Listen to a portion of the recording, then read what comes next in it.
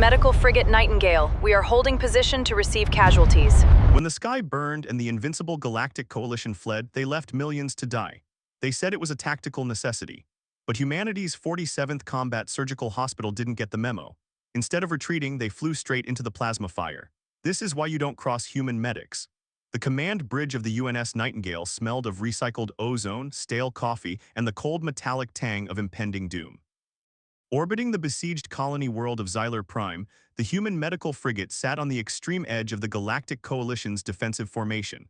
For 3 weeks, the Coalition had promised the civilian populace and the entrenched ground forces that the line would hold against the advancing Kalan Empire. That promise shattered precisely at 400 hours. Chief Medical Officer Harrison Miller leaned over the tactical holodeck. His jaw clenched so tight it sent dull spikes of pain into his temples. He was a veteran of the resource wars back on Earth, a man who had sewn limbs back together in the mud of Eastern Europe and the burning sands of North Africa. He thought he had seen the absolute worst of what sentient beings could do to one another. He was wrong. Dr. Miller, Captain David Rossi said, his voice unusually tight. Rossi, a former hot-shot atmospheric pilot who had traded in his fighter wings to fly ambulances, pointed a trembling finger at the display. Look at the fleet telemetry. The Coalition Vanguard, they're breaking formation. Harrison adjusted his glasses, an anachronistic habit he kept because the weight on the bridge of his nose grounded him, and stared at the shimmering blue icons representing the Coalition dreadnoughts. They were massive, city-sized vessels meant to project absolute authority. Now they were realigning their massive impulse drives. They weren't flanking, they were spinning up their slip space drives. They're falling back to the secondary rally point, Harrison asked, though the cold dread pooling in his stomach already knew the answer. No, sir, Rossi replied, his fingers flying across the console. I'm intercepting a wideband encrypted transmission from Fleet Admiral Takari. It's a full tactical withdrawal, sector abandonment. They're jumping to the core worlds. Nurse Evelyn Hayes, a tough-as-nails trauma specialist who had been organizing the planetary evacuation protocols for the last 48 hours, dropped the data pad she was holding. It clattered loudly against the deck plating. Abandonment? Harrison, there are 2 million civilians down there. There's an entire division of Coalition infantry bleeding out in the capital's ruins. We have 60,000 wounded queued for orbital airlift. Harrison didn't answer immediately. He watched the holodeck as the Kalan Empire's armada, crimson, jagged, and merciless, tore through the outer defense satellites. The Kalans were a brutal, militaristic species that viewed conquest not as politics, but as a biological imperative. They took no prisoners, they offered no quarter. Patch me through to Admiral Takari, Harrison ordered, his voice dropping to a dangerous, gravelly register. Channel open, Rossi said. The holographic projection of an avian-like alien flickered to life on the bridge. Admiral Takari looked immaculate, completely untouched by the carnage unfolding 100,000 miles below her. Admiral Harrison said, skipping protocol, we are seeing your ships prep for slip space. You have not authorized the medevac shuttles to launch from the surface. We have tens of thousands of wounded waiting for transport at Grid Alpha 9. Dr. Miller of the Human Auxiliary, Takari said, her translated voice sounding clipped and synthetic. The situation has deteriorated beyond acceptable parameters. The Kalan fleet outnumbers us 3-1. If we remain to evacuate the wounded, we risk the destruction of the core fleet. Tactical calculus dictates we cut our losses. The surface is lost. Those aren't losses, Admiral, Evelyn snapped, stepping into the hollow field's pickup range. Those are your soldiers, your people. The decision is final. The Nightingale is ordered to join the retreat formation immediately. Any vessel left behind will be obliterated by the Kalan Vanguard. Takari out. The transmission abruptly cut. Silence descended on the bridge of the Nightingale. Through the massive permaglass viewing ports, the sky of Xylar Prime was streaked with the fiery trails of orbital bombardments. The Coalition dreadnoughts began to shimmer, the fabric of space bending around them as they jumped away, leaving a gaping hole in the planetary defense grid. They were running. Harrison looked at Evelyn, then at Captain Rossi. He looked at the communication feeds from the ground, audio channels flooded with the terrified screams of alien soldiers and civilians begging for a dust-off that was never coming. Captain Rossi, Harrison said, his voice eerily calm. What is the structural integrity of this ship in a steep atmospheric D? Rossi swallowed hard, his dark eyes widening. She's a medical frigate, Doc. She's built like a brick. She can handle the heat, but she's not shielded for anti-air fire. We dive into that mess, we're a flying target. Evelyn, Harrison turned to his chief nurse. Prep the trauma bays, all of them. Unseal the emergency plasma reserves and spin up the robotic surgical arms. Tell the staff we are about to see a lot of traffic. Harrison, Evelyn said softly, a fierce, terrifying smile breaking across her face. You're actually going to do it. You're going to violate a direct coalition order. Humanity signed the Geneva Convention centuries ago, Harrison said, buttoning his white and red coat over his standard-issue uniform. It states that medical personnel do not abandon their patients. I don't give a damn about Takari's tactical calculus. I care about the heartbeat of the poor bastards bleeding out in the mud. Rossi, take us down, right into the capital. The Nightingale didn't just break orbit, it plummeted. Captain Rossi cut the main thrusters and pitched the ship's nose straight down toward the gravity well of Xylar Prime. The inertial dampener shrieked in protest as the massive white-painted vessel hit the upper atmosphere at Mach 20. Heat shields at maximum capacity, Rossi yelled over the roaring vibration of the ship.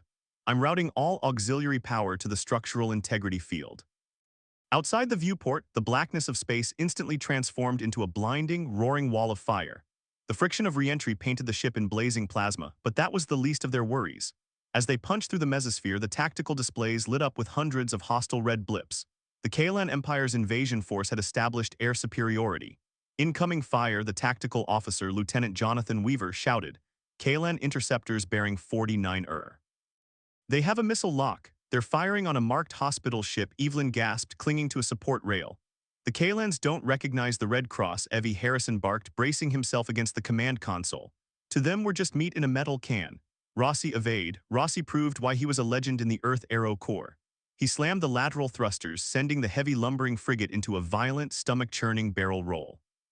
A barrage of green plasma torpedoes streaked past the starboard side, missing them by mere meters. The shockwave rattled the ship to its core, blowing out the lighting on the lower decks and sending emergency klaxons blaring. I can't outmaneuver them in this bathtub for long, Rossi grunted, wrestling with the manual flight yoke. I'm dropping altitude, we're going to hug the deck. The Nightingale broke through the cloud cover, revealing the absolute devastation of Xylar Prime's capital city below. It was a sprawling metropolis of towering glass spires and elegant curving architecture, now reduced to a jagged landscape of burning craters and collapsing skyscrapers.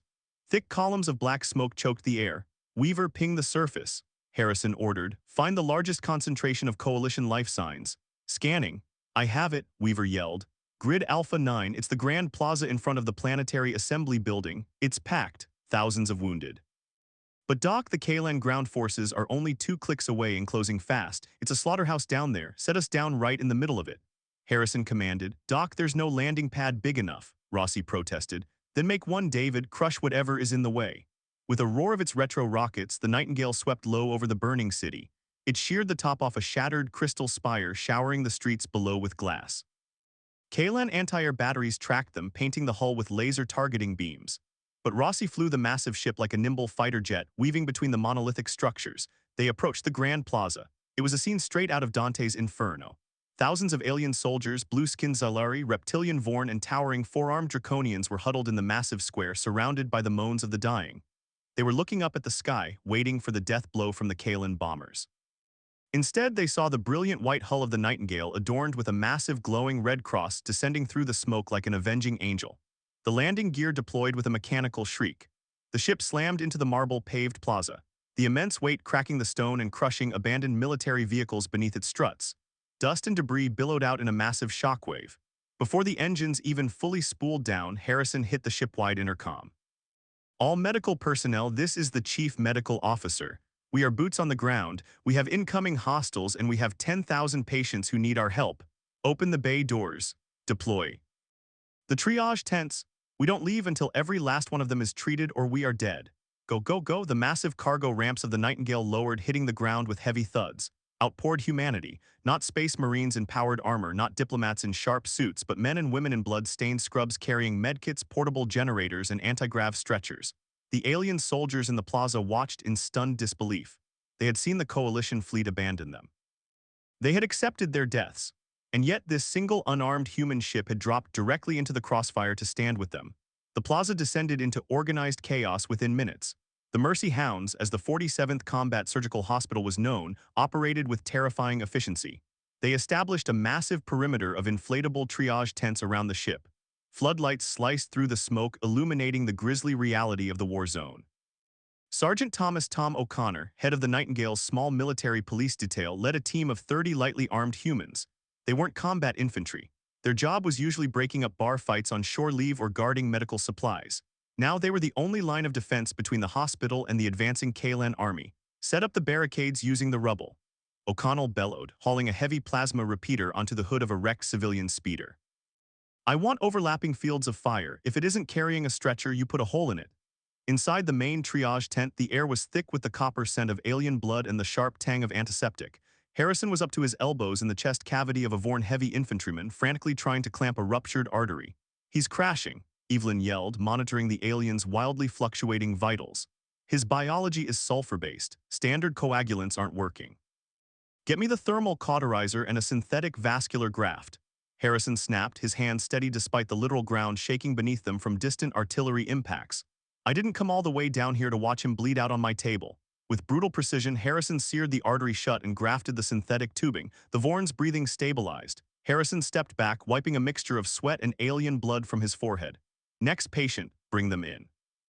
A Xylari officer, missing his left arm and heavily bandaged, stumbled up to Harrison. He looked at the human doctor with wide, unblinking eyes. Why are you here? The alien rasped through a translation collar. The Coalition declared Xylar Prime lost. You are a minor auxiliary race. You should have fled. We don't leave our wounded behind, Harrison said simply, snapping off his bloody gloves and pulling on a fresh pair. Sit down, let me look at that stump. You do not understand. The Xylari pleaded, gripping Harrison's arm. The Kalan Empire does not take prisoners. They do not respect non-combatants. When they reach this plaza, they will slaughter everyone. You have condemned yourselves. Let them try, Harrison growled. Outside, the perimeter was failing. The distant rumble of artillery had been replaced by the high-pitched whine of Kalan repulsor tanks and the heavy rhythmic thud of mechanized infantry boots. Sergeant O'Connor peered through the optics of his rifle. Emerging from the smoke at the far end of the avenue were the Kalan vanguard. They were terrifying 8FT tall behemoths clad in thick black-powered armor carrying energy weapons that could vaporize a man in a single shot. Behind them floated 3 massive siege tanks, their primary cannons glowing with lethal intent. Doc, O'Connor's voice crackled over the radio in Harrison's earpiece. We've got company, a whole lot of it. They're forming up at the edge of the plaza. They outgun us 100 to 1. Harrison stepped out of the surgical tent, his boots crunching on the glass-strewn ground. He walked past the rows of wounded, past the frantic nurses, and up to the barricade where O'Connor and his men were aiming their pitifully small weapons at the approaching doom. A harsh, digitized voice boomed across the plaza, amplified by the Kalan tanks. It spoke in standard Galactic common. Attention, human vessel. You are in violation of Kalan conquest protocols. The beings you harbor are enemies of the Empire. Cease your activities, surrender the wounded for execution, and you will be granted a swift death. Defy us and you will be burned to ash. O'Connor looked back at Harrison. Orders, Doc. We can hold them off for maybe 2 minutes before they overrun us. Harrison looked at the massive black war machines. He thought about the cowardice of the Coalition fleet safe in their slip space tunnels. He thought about the millions of civilians huddled in the ruins behind them. A cold, furious fire ignited in his chest. O'Connor, Harrison said, his voice carrying over the dead silence of the plaza. Pat. CH my comms into their frequency. Done, O'Connor said, tapping his wrist console. Harrison took a deep breath, standing tall. He didn't have armor, he didn't have a weapon. He had a blood-soaked white coat and a badge bearing a red cross. This is Dr. Harrison Miller, Chief Medical Officer of the United Nations Space Command's 47th Combat Surgical Hospital. Harrison's voice echoed through the ruins, booming back at the Kalan Army. We are an unarmed medical unit. We are claiming this plaza as a universal medical sanctuary under the Articles of the Geneva Conventions. There was a pause. The Kalan commander's voice returned, laced with metallic amusement. Your conventions hold no power here, human. We recognize no sanctuary. Lower your weapons. I wasn't asking for your recognition, Harrison fired back, his voice dripping with pure, unadulterated human defiance. I'm giving you a warning. We have broadcast our coordinates unencrypted across all known comm channels. Every species, every empire, every civilization in the galaxy is currently watching this feed. You fire on this hospital, you murder doctors and nurses treating the wounded, and you will show the entire universe exactly what you are. Harrison paused, letting the silence stretch. His gaze locked onto the lead tank. If you cross this line, Harrison continued, his voice dropping to a deadly whisper that somehow carried immense weight, you won't just be fighting the Coalition anymore. You will awaken humanity. And I promise you, you do not want to see what happens when we take off the white coats, so either step back or pull the trigger and see what humanity does to monsters. The silence in the grand plaza of Xylar Prime was heavy enough to crush bone. For 10 agonizing seconds, the broadcast of Dr. Harrison Miller's ultimatum hung in the smoke-choked air. Millions of miles away, on thousands of worlds, the galaxy watched the raw feed of a lone, unarmed human doctor standing in the path of the most feared mechanized army in the cosmos. Then the Kalan siege tank's external speakers crackled with a sound that chilled the blood of every alien soldier huddled behind the triage barricades. It was a low, grating, synthesized laugh. Humanity is a fledgling parasite on the galactic stage. The Kaelon warlord's voice boomed, dripping with absolute contempt. You have no claws, you have no fangs, you have only arrogance. We care nothing for the eyes of a cowardly galaxy. Let them watch you burn. All units open fire, leave nothing alive. The main cannon of the lead siege tank flared with a blinding, incandescent blue light. Get down. Sergeant Thomas O'Connell roared, tackling Harrison to the shattered marble pavement just as the tank fired. A hyper-accelerated bolt of plasma, the size of a city bus, tore across the plaza, aimed directly at the Nightingale's central fuselage. But Captain David Rossi hadn't spent his life flying into the teeth of hurricanes and orbital debris fields just to let his ship be swatted out of the sky. From the bridge, Rossi slammed his fist onto the emergency containment console, rerouting the fusion reactor output directly into the micrometeoroid deflector array. Brace for feedback. The plasma bolt hit not the ship, but an invisible hemispherical dome that snapped into existence around the entire plaza. The impact was apocalyptic. The kinetic barrier, designed to gently nudge microscopic space dust away from the ship during warp transit, was never meant to take a point-blank hit from a capital-grade siege weapon. The shield caught the plasma, dispersing the energy outward in a blinding web of crackling purple lightning that spiderwebbed across the sky. The sheer concussive force, however, bled through. The shockwave threw O'Connor, Harrison, and the barricade guards off their feet. Triage tents violently flapped and strained against their carbon fiber tethers. Dust rained down in thick, suffocating sheets. "Status, Rossi," Harrison yelled into his comms, scrambling back up and brushing pulverized marble from his bloody coat. "The deflector array is screaming." "Doc," Rossi's voice was frantic over the radio, accompanied by the blaring of damage control alarms. "That was one shot. If they fire a synchronized volley, the barrier will shatter like cheap glass." But the Kaelon commander wasn't stupid. Seeing the energy shield holding against raw plasma, he adapted instantly. The heavy tanks ceased their firing sequence. Instead, the massive 8 tall Kaelon infantry, clad in their impenetrable black power armor, began to march forward. "They're walking through it," Lieutenant Jonathan Weaver yelled from his tactical station, his voice echoing over the general comms. "The deflector only stops high-velocity energy and projectiles. Slow-moving physical mass can pass right through the threshold." O'Connor chambered around in his heavy repeater. "Hold the line, aim for the joints in their armor, suppressing fire, the 30M. Men and women of the Nightingale's military police detail unleashed a hail of armor-piercing rounds. The bullets sparked and pinged uselessly against the Kaelon's heavy plating. A Kaelon shock trooper stepped through the shimmering edge of the deflector shield, raised a heavy rotary blaster and returned fire. 2 human MPs were instantly vaporized, leaving nothing behind but smoking craters in the marble. "We need to fall back to the ship's cargo bay," O'Connor shouted, grabbing Harrison by the collar. "We can't hold them here. If we move the critical patients, they will die." Harrison snarled, ripping himself out of O'Connor's grip. He turned to the sprawling network of medical tents. "Evie, Dr. Carter, we have hostiles inside the wire, defensive protocols." What the Kaelon Empire failed to realize was that human medical equipment, designed to save lives in the most extreme conditions imaginable, operated on principles of sheer brute force. As the first wave of Kaelon shock troopers breached the perimeter and entered the outer triage zone, they expected cowering victims. Instead, they found the Mercy Hounds. A massive Kaelon soldier lumbered into Tent 4, raising his weapon to execute a row of helpless Vorn infantrymen. Suddenly, Dr. William Carter, a burly orthopedic surgeon from Chicago, stepped out from behind a sterilization unit. In his hands, he held an industrial heavy-duty pneumatic bone saw, a device used to cut through the reinforced exoskeletons of heavy-gravity alien species. Carter didn't hesitate. With a primal roar, he thrust the screaming diamond-tip saw directly into the unarmored neck joint of the Kaelon soldier. The alien let out a gurgling shriek, its dark blood spraying across the steroplast walls as it collapsed violently to the floor. Outside, Nurse Evelyn Hayes was orchestrating her own brand of hell. "Technician Wyatt, the cryostasis coolant lines, uncouple them now." A squad of Kaelon infantry charged toward the main surgical pavilion. Wyatt, a young terrified engineering tech, wrenched the master valve on the portable stasis generators. Evelyn grabbed the heavy insulated hose and pointed it at the advancing squad like a fire hose. A pressurized stream of liquid nitrogen, sitting at a temperature of -300 degrees F, blasted into the Kaelon troops. Their advanced power armor, designed to withstand the heat of laser fire, seized instantly under the flash freezing. The hydraulic joints cracked and the soldiers froze mid-stride, trapped in agonizing icy tombs. O'Connor didn't waste the opportunity. He shattered their frozen armor with a single, well-placed frag grenade. "Keep them away from the wounded," Harrison ordered, sprinting back to his surgical table where a Xylari general lay half-conscious. But the sheer numbers were overwhelming. For every KLN they brought down with desperate, improvised weaponry, 3 more stepped through the fading kinetic shield. The human perimeter was shrinking rapidly, compressed into a tight circle around the Nightingale's primary landing struts. The heavy thud of boots signaled the arrival of the KLN warlord himself. He stepped through the shield, standing a full head taller than his troops, his armor adorned with the skulls of conquered species. He leveled a massive hand cannon directly at O'Connor. A red beam of light punched through O'Connor's shoulder. The sergeant spun completely around, his weapon flying from his hands, and collapsed hard onto the blood-slicked marble.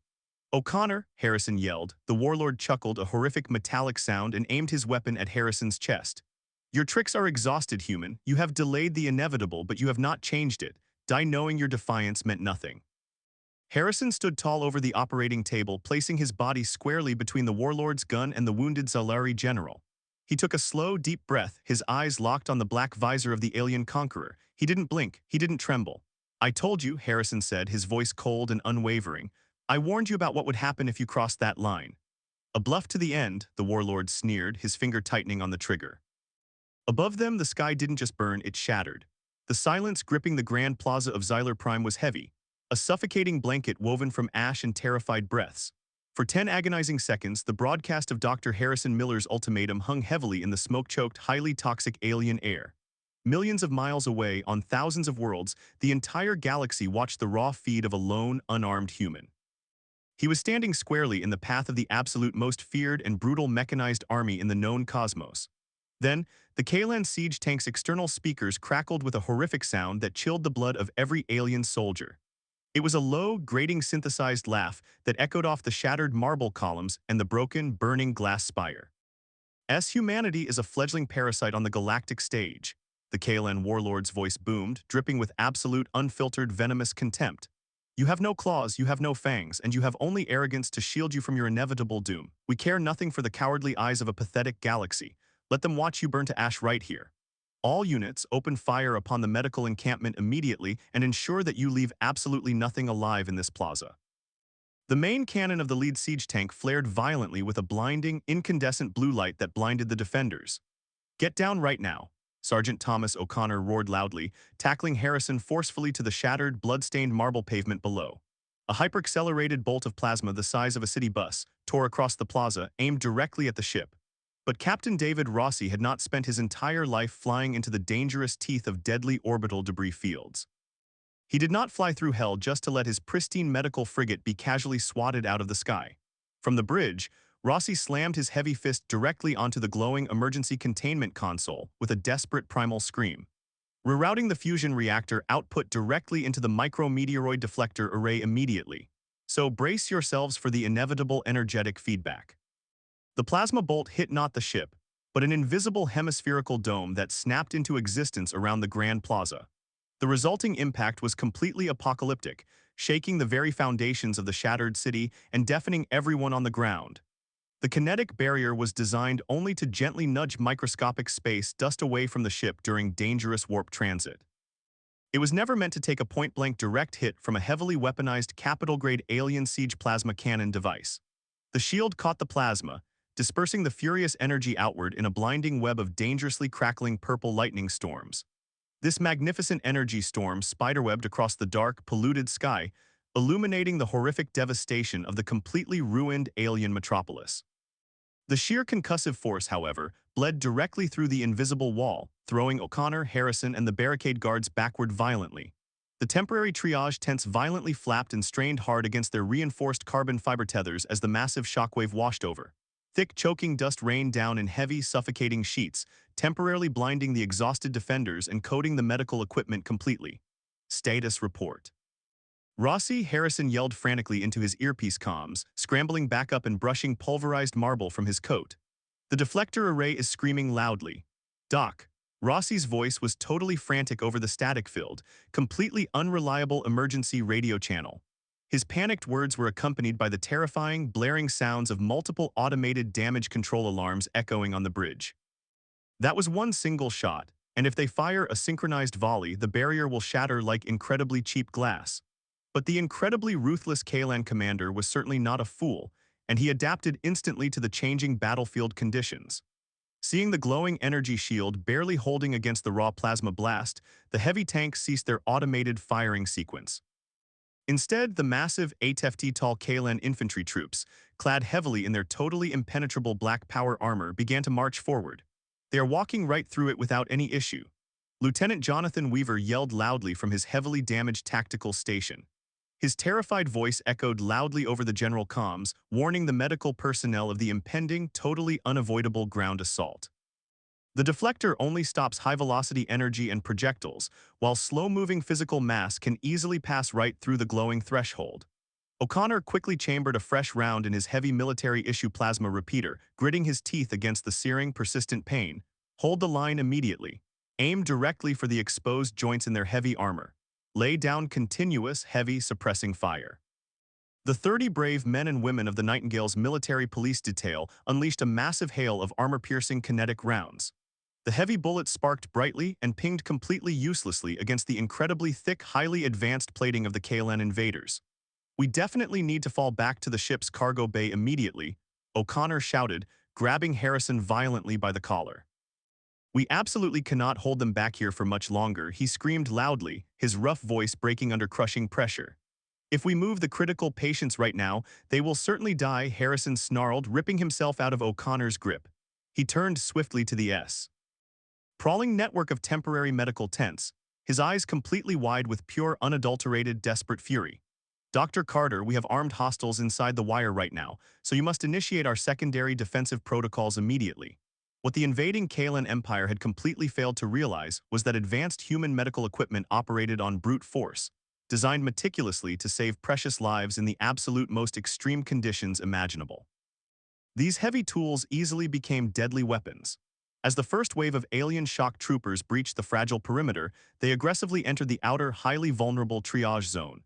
They anticipated finding terrified, cowering medical staff begging for mercy, but instead they encountered the absolute fury of the humans. Dr. William Carter, a highly burly orthopedic surgeon hailing from Chicago, confidently stepped out from behind a heavy sterilization unit. In his large, steady hands, he firmly held an industrial, heavy-duty pneumatic bone saw that hummed with terrifying, deeply vibrating power. Carter did not hesitate for a single second, and with a primal roar, he violently thrust the screaming, diamond-tipped saw. The deadly blade bit directly into the completely unarmored, highly vulnerable neck joint of the totally surprised Kalan assault soldier. Outside the tent, Nurse Evelyn Hayes was actively orchestrating her very own brilliant, incredibly deadly brand of absolute battlefield hell. She violently sprayed highly pressurized liquid nitrogen from the stasis cooling lines directly onto the heavily armored advancing KLN infantry. Their highly advanced power armor seized instantly under flash freezing, totally trapping the massive alien soldiers in agonizing, inescapable icy tombs. The fragile human defensive perimeter was shrinking incredibly rapidly, aggressively compressed into a tight, highly desperate circle around the Nightingale. The heavy, rhythmic thud of massive metal boots clearly signaled the terrifying arrival of the incredibly ruthless KLN warlord himself. He slowly leveled a massive, highly destructive plasma hand cannon directly at O'Connor's heavily armored, rapidly heaving, completely exhausted human chest. A blinding red beam violently punched directly through O'Connor's shoulder, instantly shattering the composite armor and dropping the brave man. The monstrous warlord chuckled lightly, producing a horrific, deeply metallic sound, and aimed his deadly weapon directly at Harrison's chest. "Your pathetic tricks are completely exhausted, human. You have slightly delayed the inevitable, but you certainly have not changed anything." Harrison stood totally tall over the operating table, bravely placing his fragile body squarely between the massive warlord and patients. "I warned you about what would happen," Harrison whispered coldly, exactly as the dark, smoke-filled alien sky suddenly shattered completely. A low, incredibly powerful baritone vibration deeply rattled the teeth in Harrison's skull as hundreds of brilliant artificial suns ignited. A massive, incredibly terrifying human fleet utilized violent Alcubierre drives to violently rip directly into the upper planetary atmosphere simultaneously. Leading the massive formation was a heavy super dreadnought, so absolutely gigantic it totally blotted out the burning alien sun above. The human fleet absolutely did not bother with warning shots, choosing instead to unleash total unadulterated hell upon the invaders. Massive telephone pole-sized rods of depleted uranium rained furiously from the sky, hitting the Kalan rearguard with devastating apocalyptic force. The totally horrific impact vaporized the entire alien artillery line in a massive earth-shattering series of deafening, blinding kinetic blasts. The terrified Kaelan warlord stumbled backward awkwardly, his arrogant bravado entirely stripped away as thousands of armored drop pods descended. Elite human orbital drop shock troopers sprinted out rapidly, unleashing a totally devastating hail of heavy, armor-piercing, kinetic magnetic slugs. Harrison brutally swung a heavy metallic oxygen cylinder directly at the totally distracted warlord, loudly snapping the massive alien's wrist.